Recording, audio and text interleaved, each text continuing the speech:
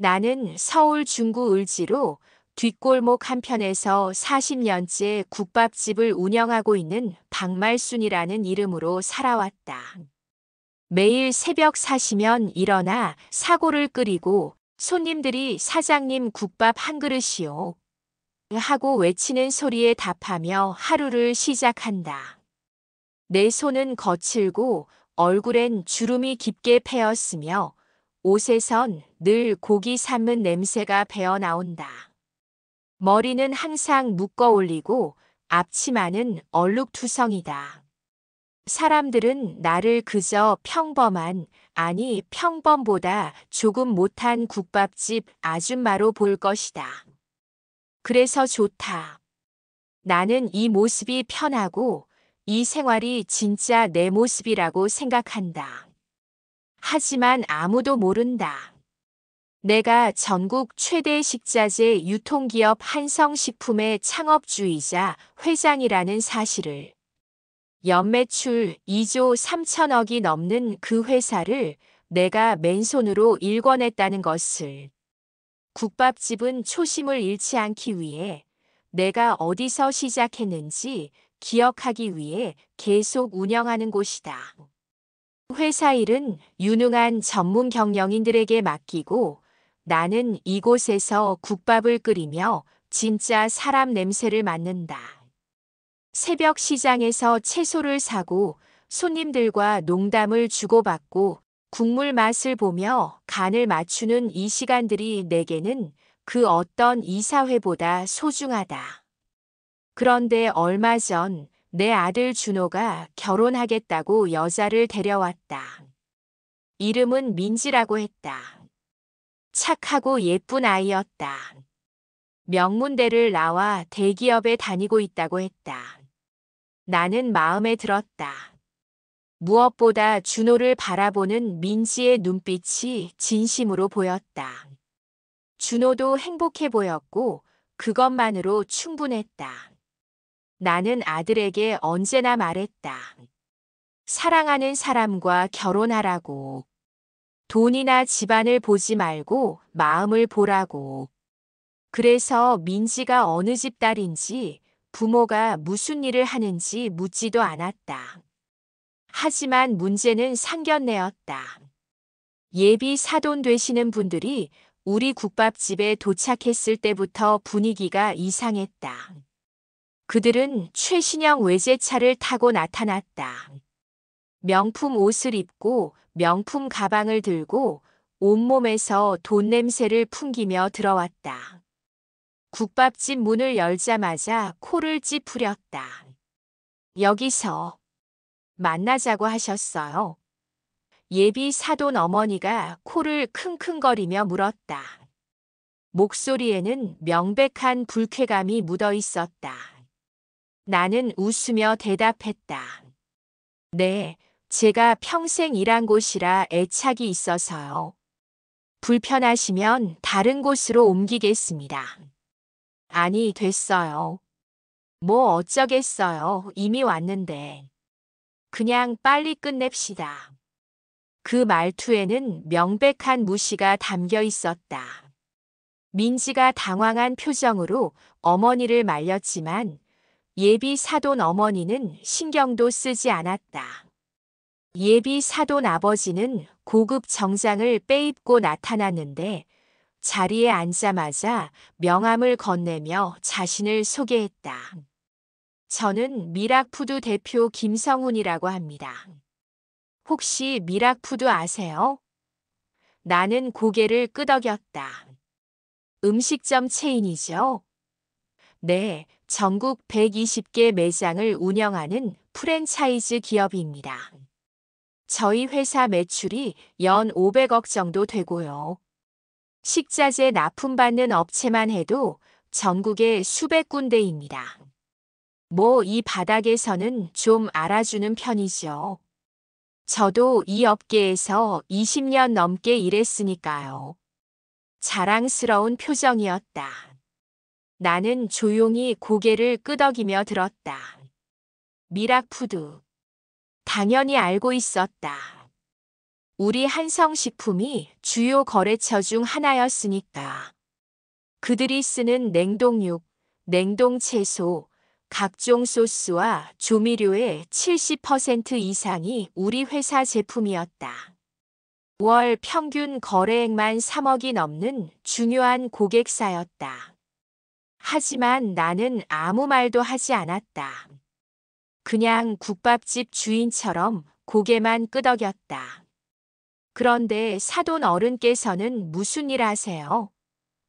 예비 사돈이 나를 위아래로 훑어보며 물었다. 그 시선에는 이미 답을 알고 있다는 듯한 무시가 담겨 있었다. 나는 담담하게 답했다. 보시다시피 국밥집 합니다. 40년째요. 아, 국밥집을 40년이나. 예비 사돈 부부가 서로 눈빛을 교환했다. 불편한 침묵이 흘렀다. 예비 사돈 어머니가 헛기침을 하며 다시 물었다. 그럼 남편분은 뭐 하세요? 일찍 돌아가셨습니다. 20년 전에요. 아, 그러시구나. 혼자서 아드님 키우시느라 고생 많으셨겠어요. 그래도 요즘 장사는 잘 되시나요? 국밥집이 요즘 경쟁이 심하잖아요. 그럭저럭 살아가고 있습니다. 그럭저럭. 네. 예비 사돈이 코웃음을 쳤다. 그리고는 아들에게 시선을 돌렸다. 근데 아드님은 뭐 하세요? 직업이 대학 강사입니다. 경영학 가르치고 있어요. 아, 강사. 그러시구나. 정교수는 아니고요. 아직은 아닙니다. 시간 강사로 몇 개 대학을 다니고 있습니다. 시간 강사. 예비 사돈이 의미심장하게 고개를 끄덕였다. 준호가 작아지는 게 보였다. 내 아들은 똑똑하고 성실한 사람이다. 박사 학위를 받고 자기 분야에서 열심히 연구하며 학생들을 가르치는 아이다. 언젠가는 훌륭한 교수가 될 것이다. 그런데 이 사람들은 그저 아직 정교수가 아닌 불안정한 시간 강사로만 봤다. 그의 노력도 열정도 미래도 보지 않았다. 그저 현재의 직함만 봤다. 우리 딸은 대기업 다니거든요. SKY 나왔고 지금 과장이에요. 연봉도 꽤 되고요. 솔직히 말하면 저희 쪽에서 좀 양보하는 결혼이긴 한데 딸애가 워낙 좋아하니까 어쩔 수 없이 허락했죠. 예비 사돈 어머니가 웃으며 말했다. 양보라니. 내 아들과의 결혼이 양보라니. 나는 그저 미소를 지었다. 화가 나지 않았다. 오히려 안타까웠다. 이 사람들이 얼마나 좁은 세상에 갇혀 사는지. 겉모습만 보고 사람을 판단하는 게 얼마나 어리석은지. 사실 저희 입장에서는 조금 걱정되는 부분이 많아요. 집안 격차도 그렇고 경제적 여건도 그렇고. 예비 사돈이 노골적으로 말했다. 혹시 결혼 준비는 어떻게 하실 생각이세요? 주례비, 예단, 혼수. 이런 것들 말이죠. 저희는 당연히 제대로 준비할 생각인데 사돈댁도 그에 맞춰주셔야 하지 않겠어요? 격이 맞아야 하니까요. 나는 천천히 물을 한 모금 마셨다.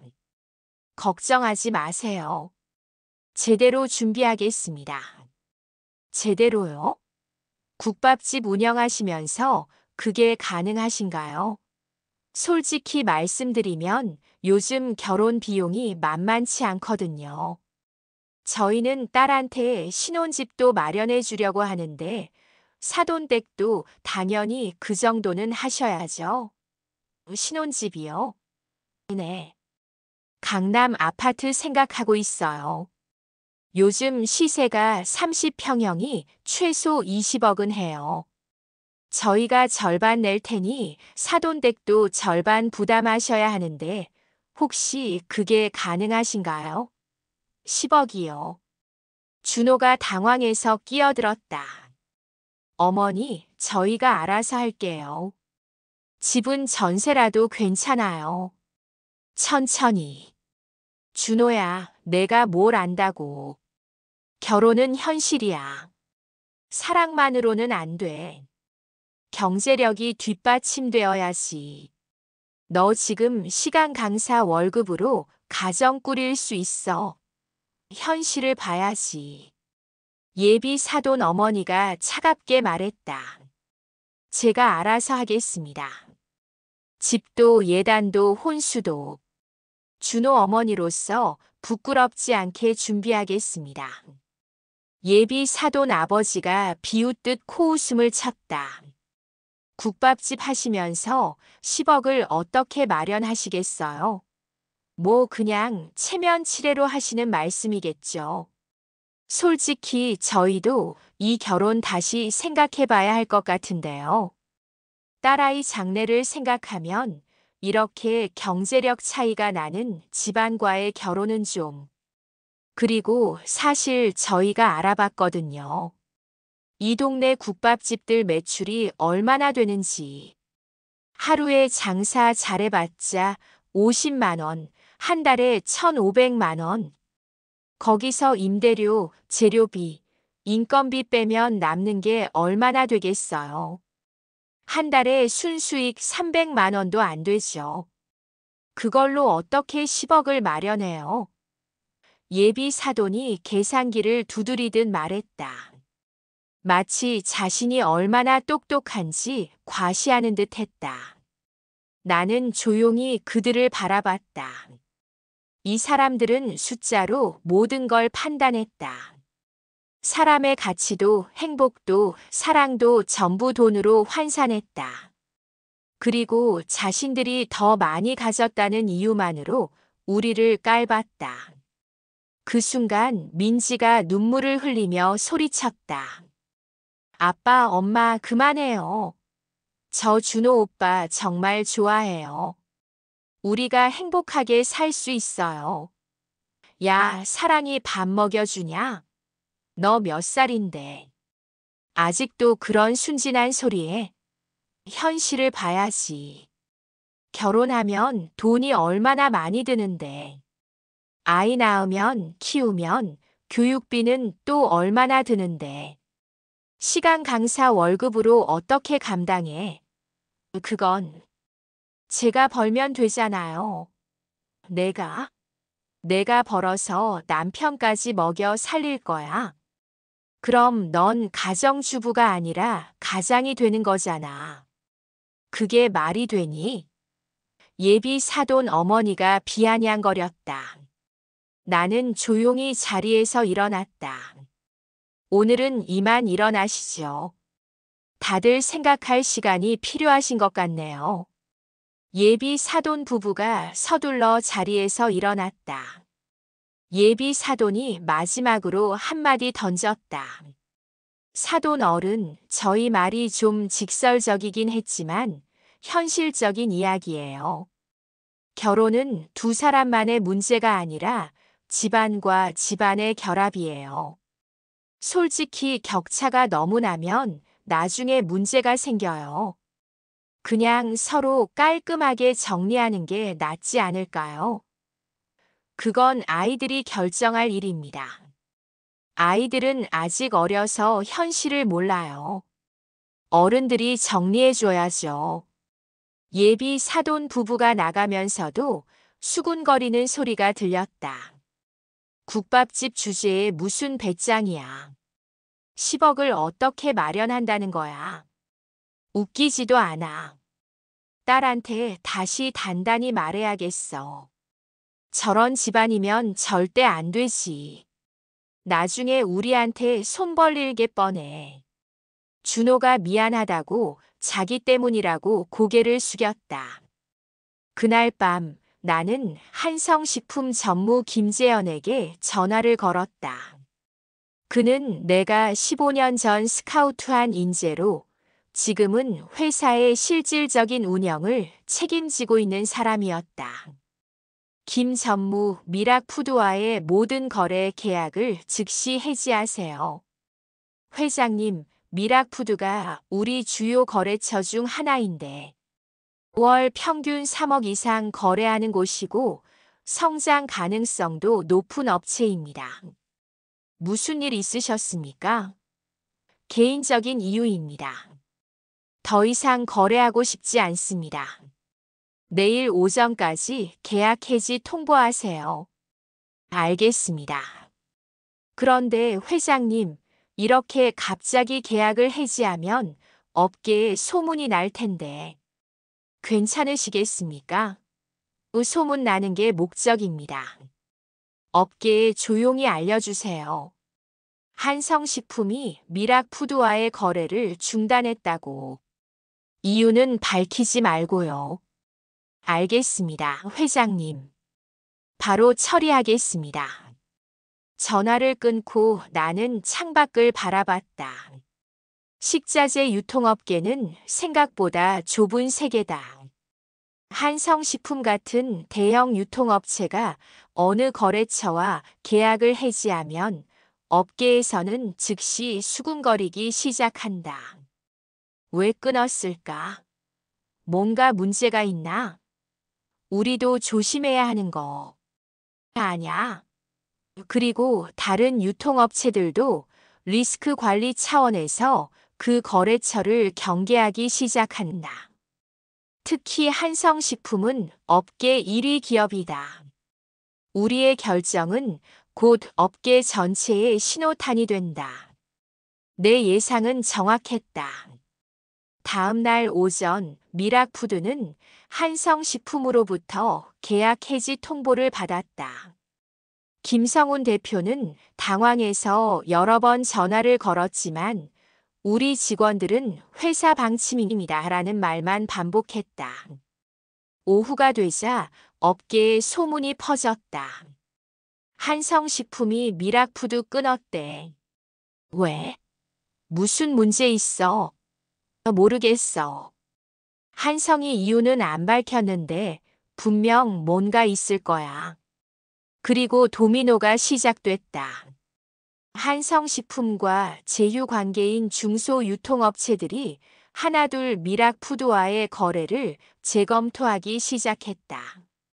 누구도 한성식품에 눈밖에 나고 싶지 않았으니까. 이틀째 되는 날 미락푸드는 주요 냉동육 공급이 끊겼다. 사흘째에는 채소와 소스 공급이 끊겼다. 나흘째에는 조미료와 부자재 공급까지 막혔다. 120개 매장에 공급할 식자재가 갑자기 끊긴 것이다. 레스토랑은 식자재 없이는 하루도 운영할 수 없다. 미락푸드는 비상경영 체제에 돌입했다. 김성훈 대표는 전국을 뛰어다니며 새로운 공급처를 찾았지만 어느 업체도 선뜻 계약하려 하지 않았다.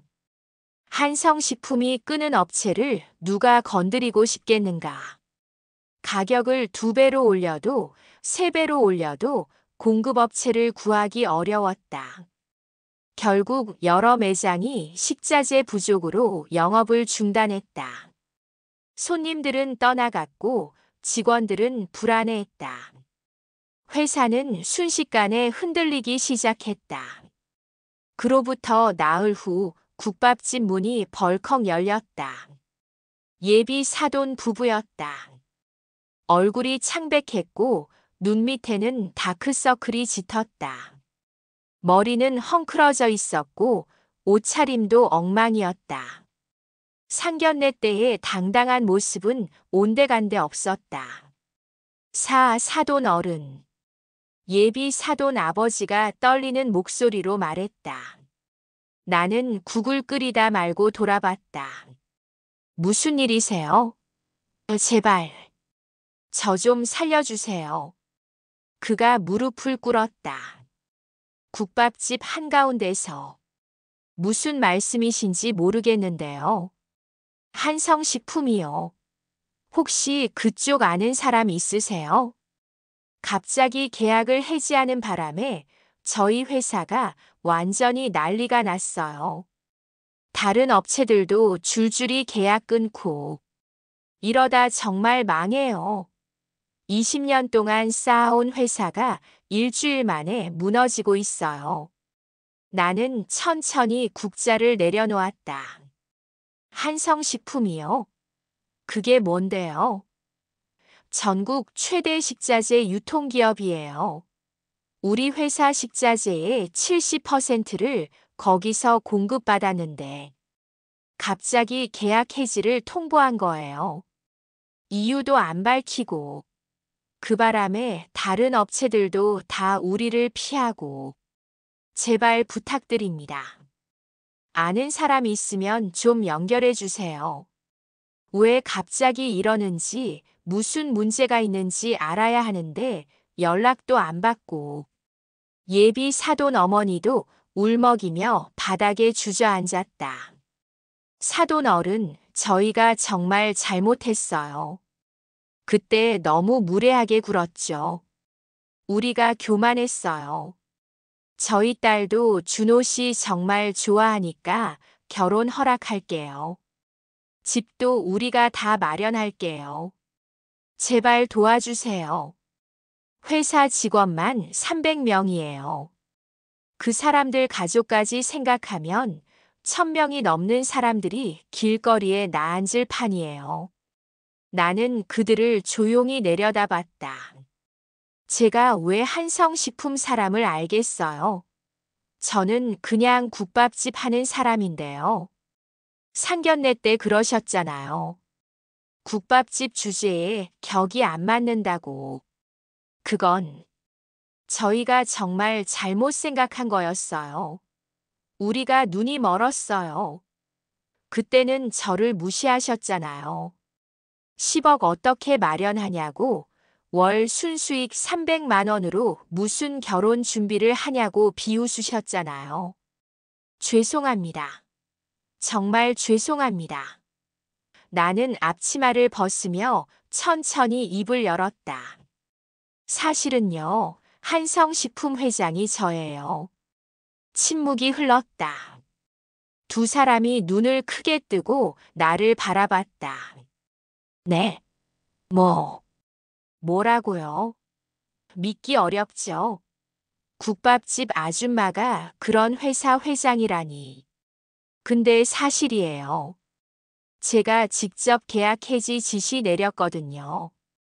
당신들 회사 미락푸드가 우리 주요 거래처라는 것도 상견례 때 이미 다 알고 있었어요. 예비 사돈 부부의 얼굴이 새하얗게 질렸다. 왜 그러신 거예요? 저희가 뭘 잘못했길래. 정말 모르세요? 당신들이 제 아들을 무시했잖아요. 우리 집안을 깔봤잖아요. 격이 안 맞는다고 양보하는 결혼이라고 국밥집 주제에 10억을 어떻게 마련하냐고 비웃었잖아요. 그건 저희가 잘못 생각한 거였어요. 정말 죄송합니다. 당신들은 제 아들을 시간 강사라고 무시했어요. 불안정한 직업이라고 경제력이 없다고 깔봤어요. 하지만 제 아들은 박사 학위를 받고 자기 분야에서 최선을 다하는 사람이에요. 언젠가 훌륭한 교수가 될 사람이고 무엇보다 착하고 성실한 사람이에요. 그런데 당신들은 그저 직함만 보고 월급만 따지고 사람의 가치를 돈으로 환산했어요. 예비 사돈 아버지가 바닥에 이마를 찌으며 빌었다. 제발 용서해 주세요. 계약 다시 해주세요. 저희 회사 직원들 생각해서라도.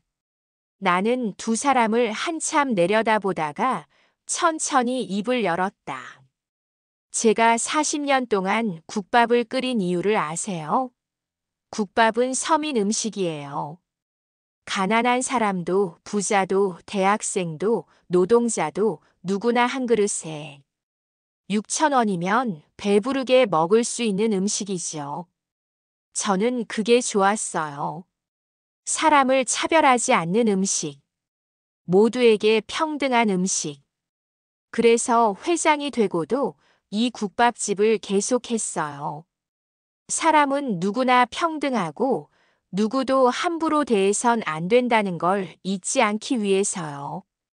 이 자리에서 저는 매일 깨달아요. 새벽 시장에서 만나는 상인 아저씨들, 점심시간에 오시는 택배 기사님들, 저녁에 들르시는 회사원분들. 모두가 똑같이 소중한 사람들이라는 것을요. 저희가 정말 잘못했어요. 하지만 당신들은 그걸 몰랐어요. 사람을 직업으로, 돈으로, 학벌로 판단했어요. 120개 매장 운영하는 사장이 국밥집 주인보다 위라고 생각했고, SKY 나온 대기업 직원이 시간 강사보다 낫다고 생각했어요. 그게 얼마나 위험한 생각인지 이제 깨달으셨나요? 예비 사돈 아버지가 고개를 들어 나를 봤다. 눈에는 눈물이 가득했다. 다시 기회를 주세요.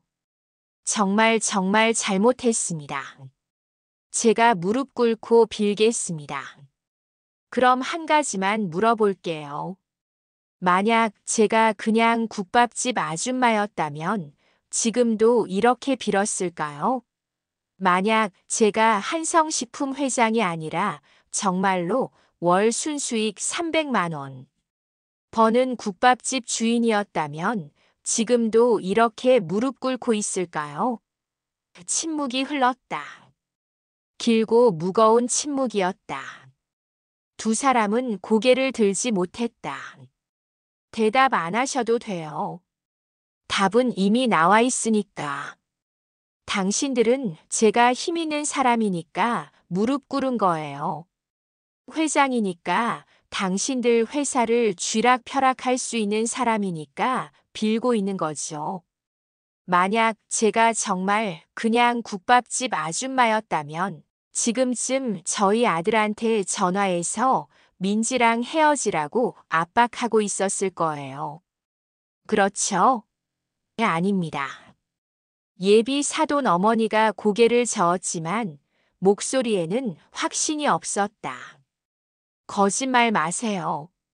저는 사업하면서 사람을 정말 많이 봤어요. 당신들 같은 사람도 수없이 봤고요. 겉으로는 예의 바른 척하지만 속으로는 사람을 계급으로 나누는 사람들.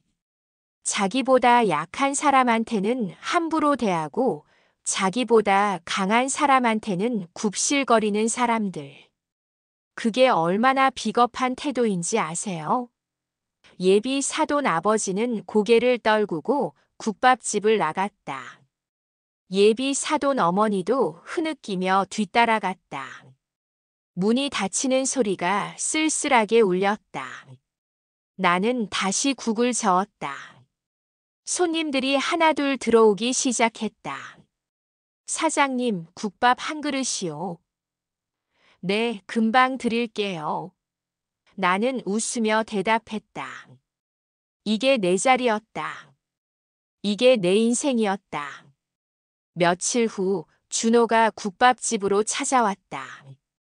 얼굴이 어두웠다. 어머니, 민지랑 헤어졌어요. 그래. 나는 놀라지 않았다. 어느 정도 예상했던 일이었다. 민지는 저랑 계속 같이 있고 싶다고 했어요. 부모님이 뭐라고 하든 상관없다고 우리끼리 살면 된다고 했어요. 근데 제가 거절했어요. 왜? 어머니가 겪으신 일을 민지한테 다 들었어요. 민지는 부모님이 정말 잘못했다고 자기는 어머니한테 진심으로 사과하고 싶다고 했어요.